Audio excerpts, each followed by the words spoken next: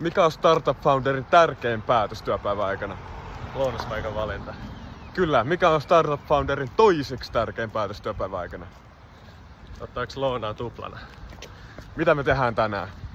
Lounas tuplana. Lounas tuplana.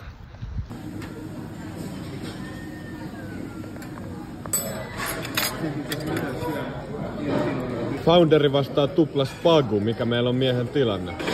Vielä menee ihan hyvin, mutta musta tuntuu, että yksikään haarukallinen oikeastaan lähettäisi. Mä oon laittanut monta haarukallista suuhun, mutta ruoan määrä ei kyllä vähene. Syö. Minkä verran?